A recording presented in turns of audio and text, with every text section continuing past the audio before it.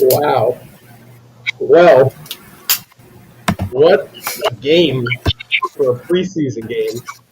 The Boston Celtics. Well, first of all, welcome back to the first post-game show back for the 2021-2022 NBA season. We are here. I am Rob. I am your host. I am here with Justin Lowe, Ian Angelo. You guys know them super well, but we are here with Seamus, who is the new member of our post-game show. We're super excited to have on with us whenever we're doing these. But let's get right into it. The Boston Celtics lose off a tough loss to the Orlando Magic, 102-103. Aaron NESMITH led all scorers with 23 points, guys. What do you got to say? What are your takeaways from this game? I enjoyed this game, honestly.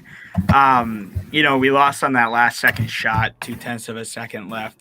But I understand it's preseason, but I don't think I've walked away from losing a game, especially on like a game winner, with like a smile on my face, because like we really did have a good game. Like there definitely were some things we need to touch up on. There's no denial. Seamus brought up a really good point tonight when we were watching the game about how I don't know if Ime Udoka isn't putting the ball in Robert Williams' hands more. We can definitely talk about that. But overall, I think the Boston Celtics, especially for these role players, these guys who are even like every single person you saw playing tonight is fighting for minutes either on the team or in the rotation. And I thought we saw a lot of progress tonight. Yeah, everyone looked a lot better tonight. They looked really comfortable out there. I mean, there was nothing that Sam Hauser could have done on that last shot. Like, I don't think you could play better defense on a final shot and it still went in. So, like you said, I'm not really disappointed about the loss. Everyone played really well, especially Aaron NESMITH. I was kind of surprised because I looked up at like the end of the third quarter and I noticed he had 23 points, and I'm like, wait, when did that come? Where did that come from? Yeah. But yeah, it was a really good game. Everyone played really well. Yeah, I certainly think it was a promising game for everyone involved. I mean, even the Magic. They're not supposed to be that great this season, but they do have some good young pieces that they displayed tonight, along with us. Guys, compared to last year, although they lost this game, which I wouldn't put too much stock into it. It's preseason, but lost this game. They showed incremental improvement since last, and that I think we can all take away game. And I think tonight was positive, despite the wacky ending, though. 100%. Yeah. I think when you look at a preseason game, it's less obviously you'd like to win. It's more so seeing flashes of promise through these young guys, especially in a game where you have a lot of injury. The injury report is long due to rest, due to you don't want injuries. So like you said, I think Aaron NESMITH kind of stepped up. Pritchard missed the second half, didn't play due to he got like hit in the nose or something. So I thought NESMITH looked good. Something I noticed was Robert Williams. He was settling for that mid-range a little bit more, and it was falling, which is good to see. We've seen him kind of go to that over the course of the preseason. But like you guys said, I mean, you look at this game and you get a lot of positives. Yeah, they hit a game winner. The regular season starts, and that means nothing in a week. So, I thought Langford played well. He did take a lot of shots, but I think there were some good positives to get out of this game as, we move forward. Other than that, I think Parker, what do you guys think about Jabari Parker? I thought he played pretty well off the bench. I thought he played very well. And I thought he played well Saturday. Something I did notice, I should say, with Jabari Parker. And you guys know I'm pretty high on him. I'm pretty excited for him. I hope he gets that final roster spot. It's really up in the air. I think his defense still isn't there. I definitely think there were glimpses of hustle and on that end and, staying with his defender, which he struggled with throughout his career. Something I've noticed, kind of, not to really point out the negatives, but something I noticed was he seems to be rushing the pass. You ever play 2K when you shoot it, and in the middle of shooting it, you're like, no, never mind, I want to pass it, and then right away you pass it. It was kind of like that, where like he was hesitant a lot. again, he got thrown in there 15 minutes tonight. Hopefully, I think he had overall a decent game, 10 points, a steal, 2 rebounds, hit 2 or 3 3-point shots. He looked pretty fluent out there. Yeah, he looked pretty solid out there. Can't complain. I really don't have a lot to add outside of Justin kind of covered it all. I mean, he looked pretty solid out there, and I can't really think of anybody else that's going to take it over Parker at this point, so I think Parker is most likely going to get the last spot on the roster.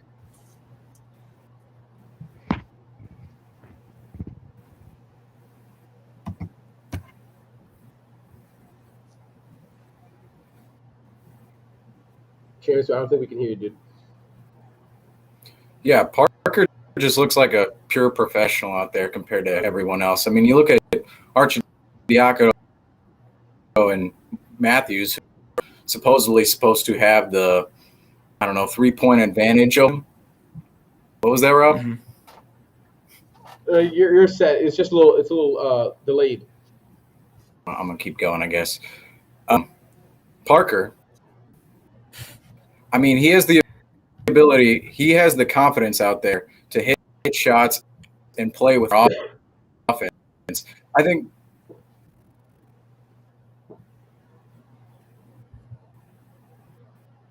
it's extremely delayed on my side. Yeah, it's okay. But we anyway, Parker's going to grab the last roster spot. Yeah, I agree.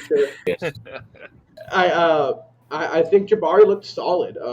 I know during the podcast, if you don't listen to that, go listen to it. Ian and Justin have both been saying how we kind of think Parker could maybe fill in that spot, so when there are injuries, he can step in, and I think he showed that tonight. 10 points on some decent shooting, 44% from the floor isn't the best, but he shot 2 for 3 from beyond the arc, which is something that if he can get going, if he can develop a 3-point shot, he might find real rotational minutes potentially. So, Parker, you got to look at that, and you got to be happy with how he played. Pritchard in the first half, I thought played awesome as well.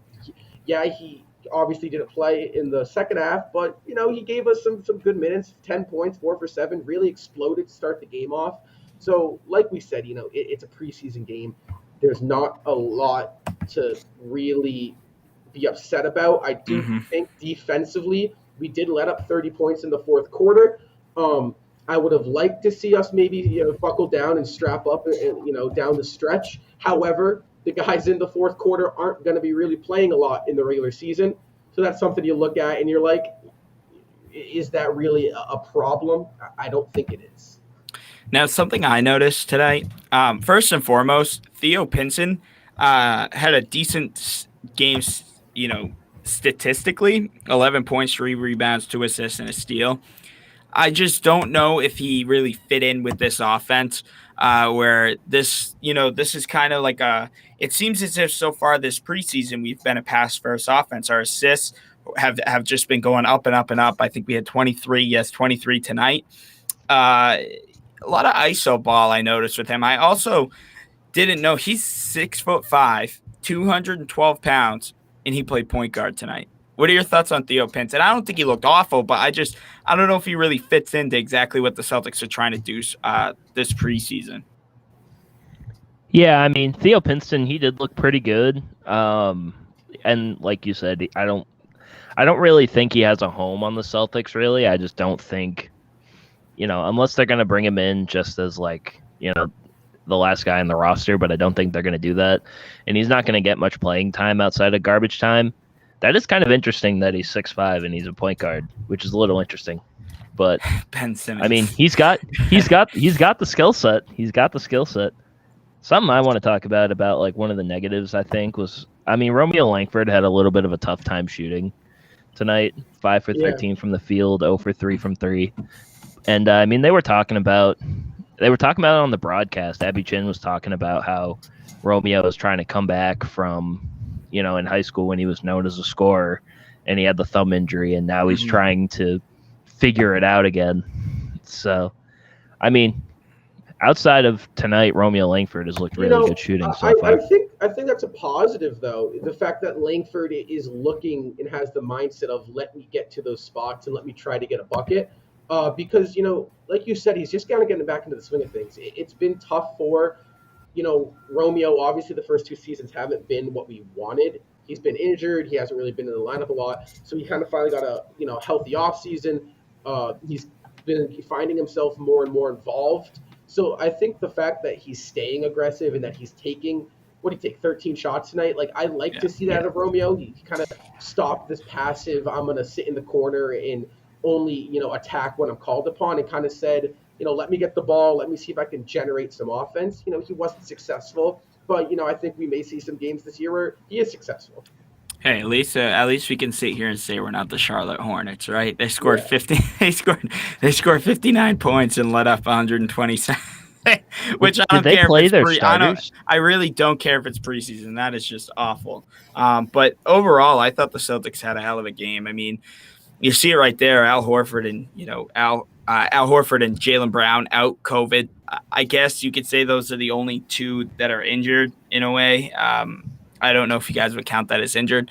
The Celtics were broadcasters. Mike and Scow were talking about the Celtics kind of going full steam into Miami on Friday night.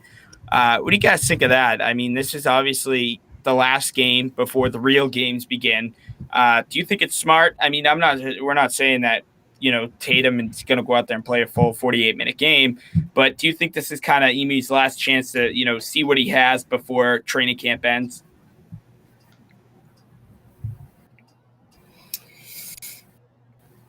I don't know. I mean, I don't think they should go into that game full steam ahead at all. I mean, why would you give up anything against a team that you're going to inevitably face later in the season? I mean, it just doesn't make any sense.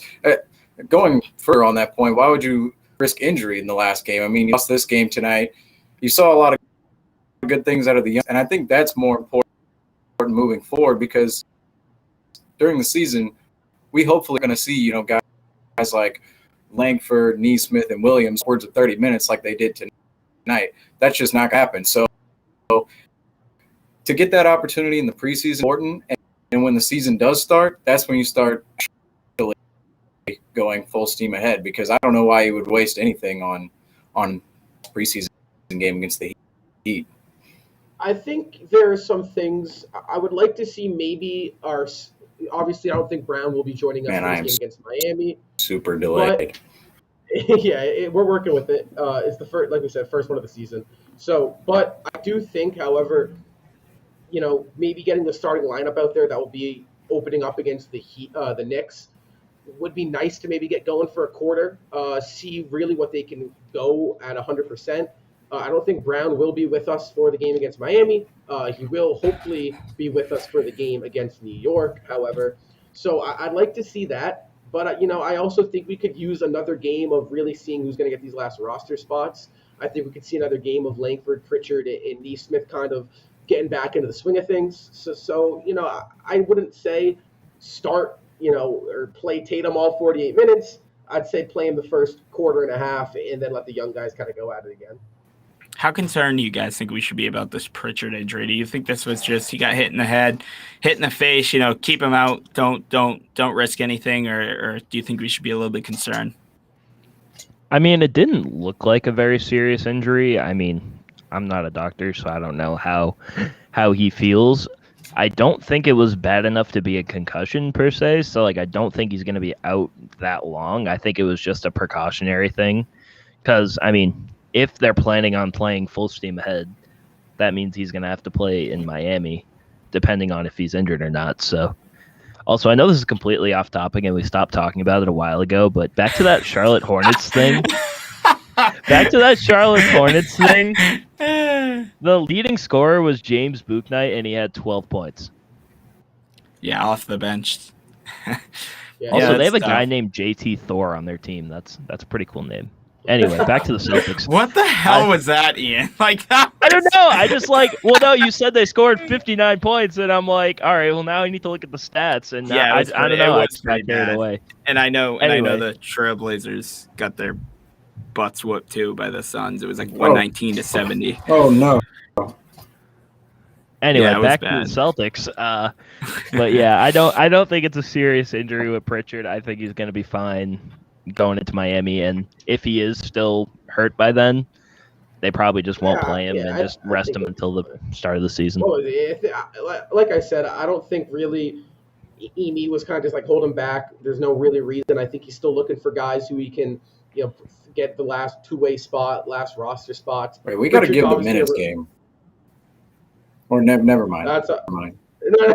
no, you go ahead. You go ahead. He's trying You go so ahead. hard. You're good. Yeah, You're go good. ahead. Take it away.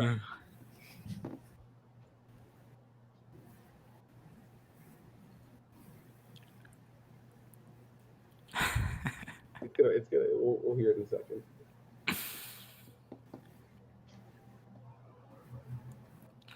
Poor Seamus, man. Should we have the Jeopardy theme song in between Seamus? Should. I feel bad. I hope he. I just don't want to start talking and then it won't play. See? I just see him smiling. All right, so I'm gonna see if it starts talking, and then I'm gonna stop. So I think that Pritchard. Whoa! I said like this like 2 minutes ago. I said this ago. You guys will hear this in like 2 minutes. This has nothing to do with the Celtics. It was about the Hornets.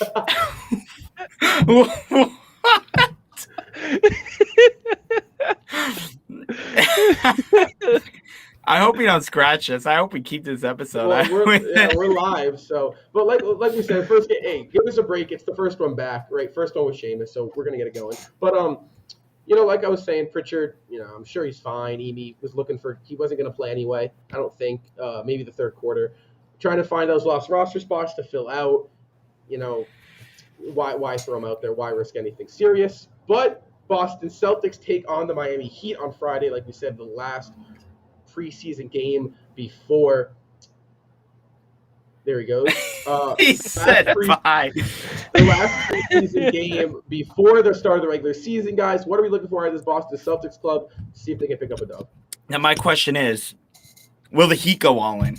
If they see the Celtics going all in, at least for maybe a first half, did the Heat go all in? Play guys like Jimmy Butler, Bam Adebayo, Kyle Lowry. Did they do the same thing? I mean, This is a somewhat competitive game. It's going to be on ESPN. I know, preseason doesn't matter, but this is a tough matchup, even without either of the starters playing. Yeah, I don't know. I mean, Miami and Boston kind of have their own little friendly rivalry, it feels like. So yeah.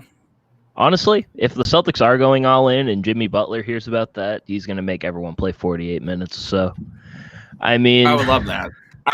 A full 48-minute game of basketball. Like, I understand the first 3 games are like, nit. And, I can't believe that, actually. I think every single game has been decided within a possession, which is, that is kind of surprising. I think it's good. I think the Celtics need that. It's kind of. I don't know much about the Heat's situation though. Like, do they have people fighting for a spot or fighting for a position? I don't think so. See, I feel like the thing with the Heat is they're an old team. They have Lowry, who's 36. Yeah, they have Hero and Bam, who are too young. Wait, Lowry's 36 years old. Yeah. He's old. Oh my god. Last couple. Yeah. Wow. So, yeah. Obviously, Oladipo's not playing, so they got some older. PJ Tucker's an older guy, so I don't think the Heat by any means are going to be playing those guys. If they do, it'll be for the first half, first quarter. I don't think they want to risk injury. I don't think there's no need for it. But I also, think the Boston Celtics do have a couple of things they need to work on before the season starts. Like we said, they still look a little rushed offensively. The cutting looks great. The ball movement looks better. Mm-hmm. But, overall, I think that it's a positive and a negative how urgent the offense feels, But what stuck out to me tonight was the assist to turnover ratio. I think, I really enjoyed seeing, especially I said I was just gonna talk about the turnovers. Yeah, I thought tonight. Well, no, you can talk about it. All I'm gonna say is I thought tonight, especially for the second, third, and fourth units playing, I thought they controlled it very, very well. I thought the Celtics handled here's themselves Seamus. very Hold on. well. Seamus, can you hear us? Uh-oh. Oh, gosh. But, yeah, I thought the Celtics handled themselves very well tonight. Take it away, Yeah. Ian. Yeah, I was just going back with the turnovers. They I think I talked about this on the last episode of the podcast. We were talking about how much they were turning the ball over, and I mean they dropped the turnovers to 12 turnovers in this game. Like that's pretty solid for your third and fourth units playing tonight. So yeah, I can't complain about it. I was satisfied. And, like, poor Sam Hauser, like, had a great, like, fine, you know, he got his opportunity. I know, and he hit a couple shots. You know, then comes down the court and gets the game-winning shot at the buzzer turning right in his face, which, like Ian had mentioned in the beginning of the show, you go back and watch that play, 10 out of 10 times, 10 out of 10 people are going to tell you he played that perfectly. And, I can't believe the shot went straight in. I mean, it was a straight-up rainbow shot over Sam Hauser, and, that's a tough pill to swallow. But, again, on to Miami on Friday, preseason game, big preseason game, whether the starters play on either ends or not. Miami's a tough competitive team. And then, guess what? Regular season basketball starts, So that's what I'm most excited for, man. The past 2 months we've been, watching summer league and all this, non-regular season basketball. But I'm ready for the season to start. I'm ready for the Celtics to exceed expectations, which I think we will. So it finally feels great to kind of get back into the whole like real NBA season. Fans are back. It's just a sense of it's a breath of fresh air. I think everyone needs. Now, before we log off, let me ask you guys this. How, as we sit here, look back at this offseason, and how refreshing is it to see our young guys take a big leap? I mean, look at what they did in the summer league. They took them to the championship game. Had pretty much a perfect summer league. Went 5-1, lost in the summer league championship. Then a great training camp, and now obviously here a chance to go 3-1 in the preseason. Putting up some big minutes. How relieving is that to you guys? It's honestly, it's literally night and day from last year to this year. It feels like last year we had so much uncertainty and just like it was getting to be a struggle watching the team by the end of the season. Like I remember, I used to live stream every single game. I would literally just go to work on days that the Celtics played around the end of the year because I was just so done mortified watching this team.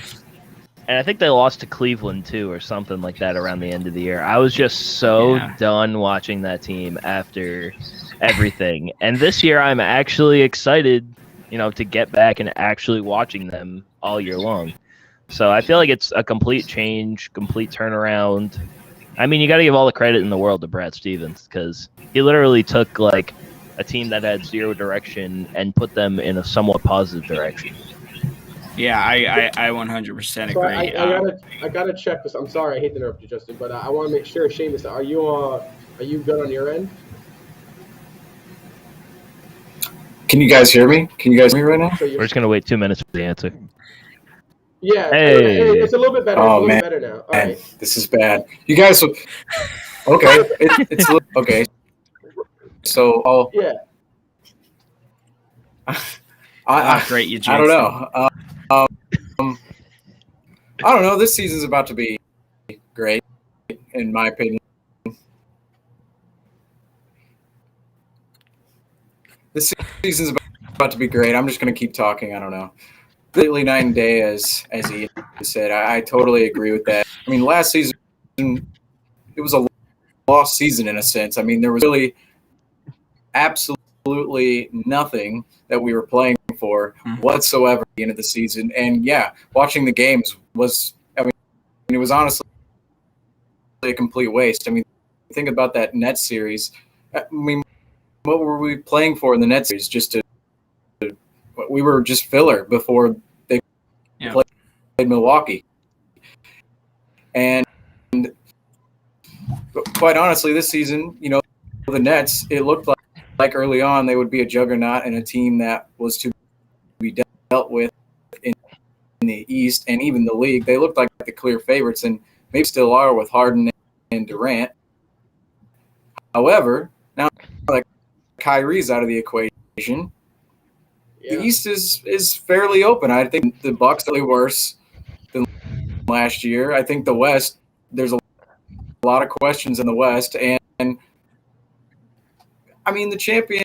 I wouldn't say it's the Nets or Lakers year. The Lakers are old. The Nets are just a pool of uncertainty at this point. I still think Harden and Durant can lead them to the promised land, but the Celtics have a major opportunity here on their hands, and they need to take advantage of it.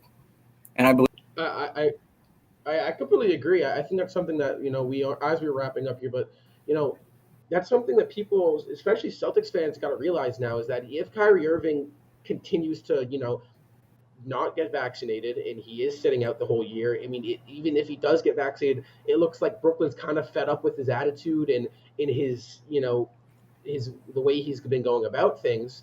So it may look like the Kyrie Irving era in the NBA and in Brooklyn's kind of coming up to an end. So that does open. That's a whole new ball game out east. You got the Heat, you have the Celtics, the Bucks, the Nets, the Bulls. You have a lot of teams that are going to start competing in this. In my opinion, I think the East is just blown wide open now, and it's anyone's game if Kyrie Irving and the Nets, if this continues, which I think it will. So I think that's something you got to look at, and you got to be super excited for as a Boston Celtics fan.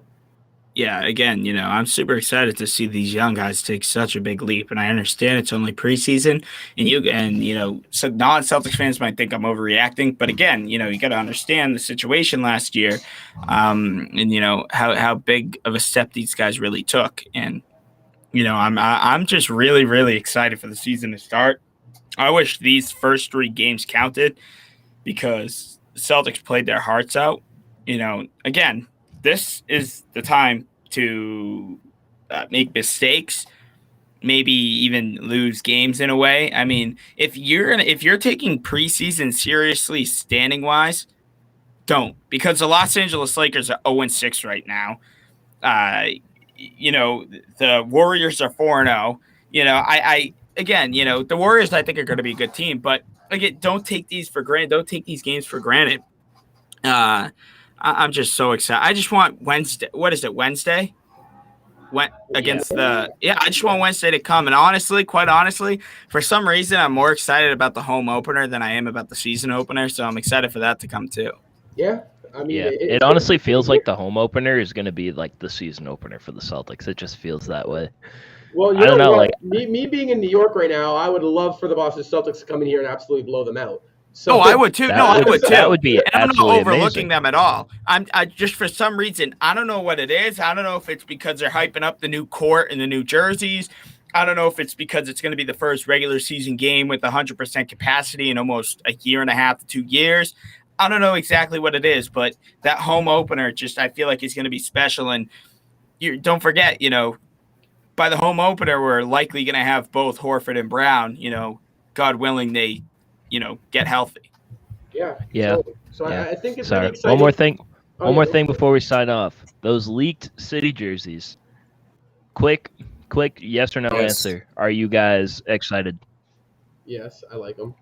Yes, I think I'll be more excited when I actually see them on the court, honestly, because that's not going to be the finished product. If you see the picture with just on a mattress. I don't know how they got a guy with no bed sheets to leak the City jerseys. You know what? You remember those 2019-20? Was it? Oh yeah, the teal ones, and then it ended up being. They got leaked by Enes Kanter, and everyone saw them, and they're like, "Oh, I hate these." Well, it was just a lighting. No, and they wore them in the games. Those were my top 3 favorite jerseys we've had in a long time. So I think you really can't use leaked photos. The Nike logo wasn't even on it. Yeah, so I totally love it. With that being said, though, we have reached the end of the Celtics Talk weekly post-game show. Get Seamus's delayed smile 20 minutes after. I love it, man. I love it. Show, we'll make sure we get Seamus going on, hopefully on time with the. I don't know what's going on with the delayed thing. We'll figure it out, though. Other than that, like we said, Boston Celtics play the Miami Heat this Friday at 7 or 6:30 on ESPN and NBC Sports Boston. Are the Red Sox on that day? The Red Sox are on that day. Oh The gosh. New England Patriots play on Sunday at 4:25 against the Dallas Cowboys. I'm going to the Pats game on Sunday. The Bruins are kicking it off too, I believe, this weekend. So, we got the Boston sports are finally back. Clap it up. Okay. I'm Rob. That's Justin. That's Ian. And that down there is Seamus. Go Celtics.